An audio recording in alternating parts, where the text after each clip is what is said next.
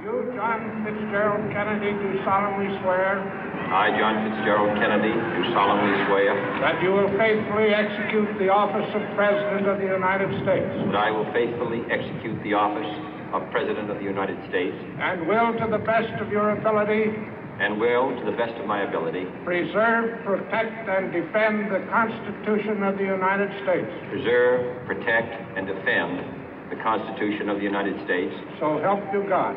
So help me God.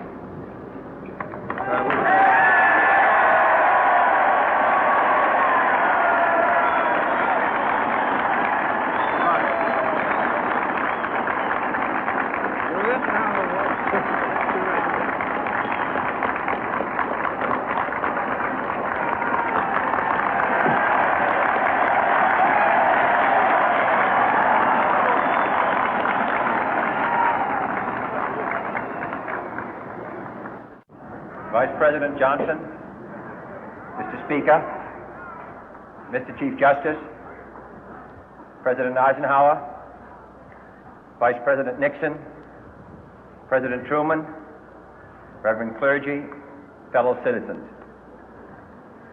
We observe today not a victory of party, but a celebration of freedom, symbolizing an end as well as a beginning, signifying renewal as well as change.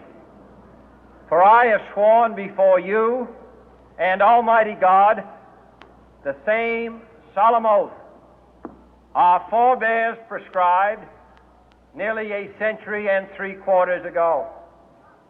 The world is very different now, for man holds in his mortal hands the power to abolish all forms of human poverty and all forms of human life. And yet the same revolutionary beliefs for which our forebears fought are still at issue around the globe. The belief that the rights of man come not from the generosity of the state, but from the hand of God. We dare not forget today that we are the heirs of that first revolution. Let the word go forth from this time and place to friend and foe alike that the torch has been passed to a new generation of Americans born in this century, tempered by war, disciplined by a hard and bitter peace, proud of our ancient heritage, and unwilling to witness or permit the slow undoing of those human rights to which this nation has always been committed and to which we are committed today at home and around the world.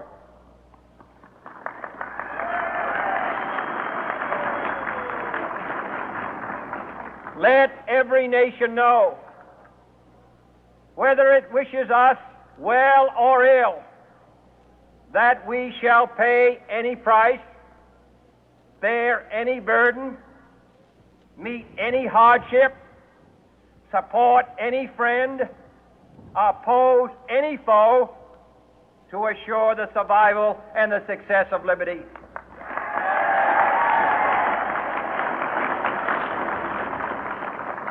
This much we pledge and more. To those old allies whose cultural and spiritual origins we share, we pledge the loyalty of faithful friends.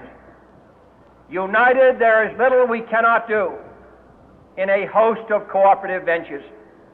Divided, there is little we can do, for we dare not meet a powerful challenge at odds and split asunder. To those new states whom we welcome to the ranks of the free, we pledge our word that one form of colonial control shall not have passed away, merely to be replaced by a far more iron tyranny. We shall not always expect to find them supporting our view, but we shall always hope to find them strongly supporting their own freedom, and to remember that in the past, those who foolishly sought power by riding the back of the tiger ended up inside.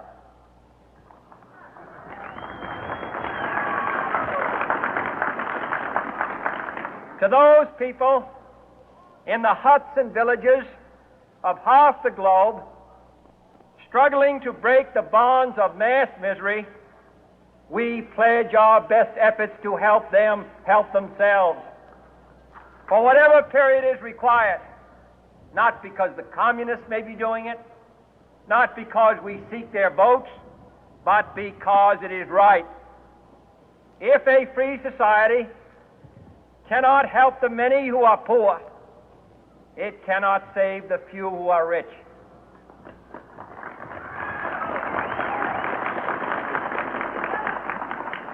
To our sister republics south of our border, we offer a special pledge to convert our good words into good deeds, in a new alliance for progress, to assist free men and free governments in casting off the chains of poverty. But this peaceful revolution of hope cannot become the prey of hostile powers. Let all our neighbors know that we shall join with them to oppose aggression or subversion anywhere in the Americas.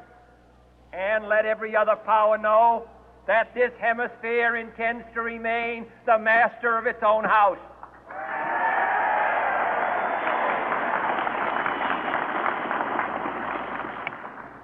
To that World Assembly of Sovereign States, the United Nations, our last best hope, in an age where the instruments of war have far outpaced the instruments of peace, we renew our pledge of support to prevent it from becoming merely a forum for invective, to strengthen its shield of the new and the weak, and to enlarge the area in which its writ may run.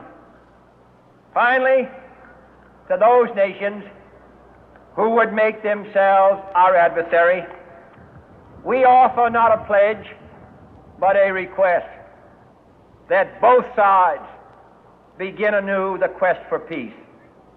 Before the dark powers of destruction, unleashed by science, engulf all humanity in planned or accidental self-destruction, we dare not tempt them with weakness, for only when our arms are sufficient beyond doubt can we be certain beyond doubt that they will never be employed. But neither can two great and powerful groups of nations take comfort from our present course, both sides overburdened by the cost of modern weapons, both rightly alarmed by the steady spread of the deadly atom, yet both racing to alter that uncertain balance of terror that stays the hand of mankind's final war.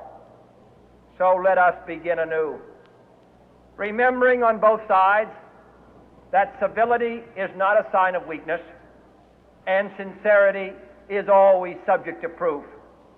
Let us never negotiate out of fear, but let us never fear to negotiate.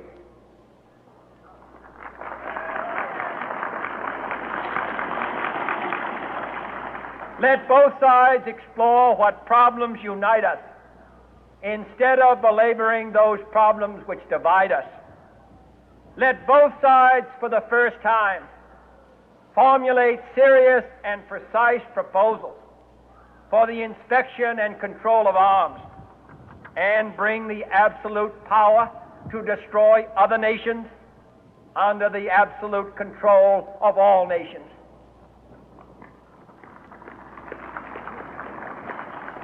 Let both sides seek to invoke the wonders of science instead of its terrors. Together, let us explore the stars, conquer the deserts, eradicate disease, tap the ocean depth, and encourage the arts and commerce. Let both sides unite to heed in all corners of the earth the command of Isaiah to undo the heavy burden and let the oppressed go free. And if a beachhead of cooperation may push back the jungle of suspicion, let both sides join in creating a new endeavor, not a new balance of power, but a new world of law, where the strong are just and the weak secure and the peace preserved. All this will not be finished in the first 100 days, nor will it be finished in the first 1,000 days, nor in the life of this administration, nor even perhaps in our lifetime on this planet. But let us begin.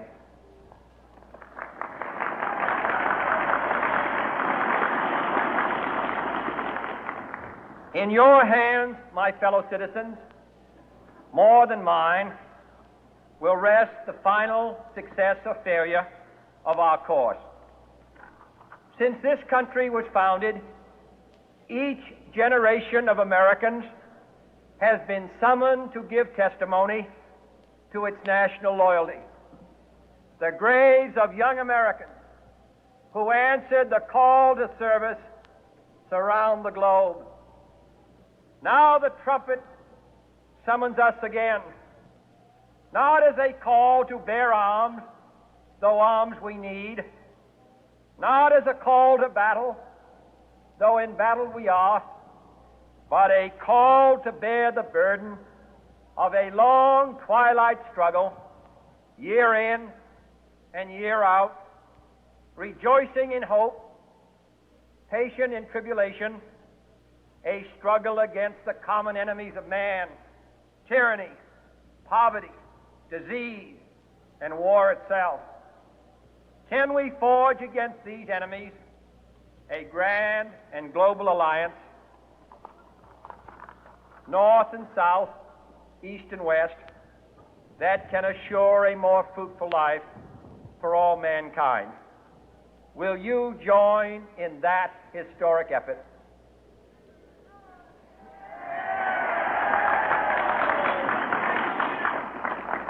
In the long history of the world, only a few generations have been granted the role of defending freedom in its hour of maximum danger. I do not shrink from this responsibility. I welcome it.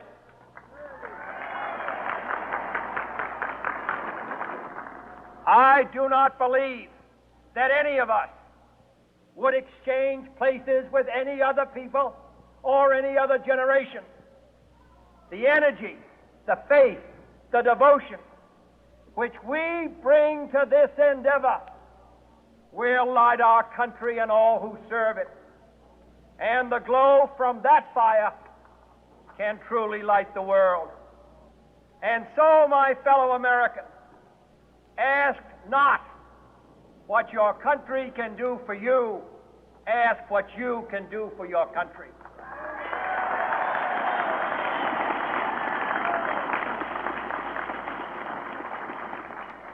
My fellow citizens of the world, ask not what America will do for you, but what together we can do for the freedom of man.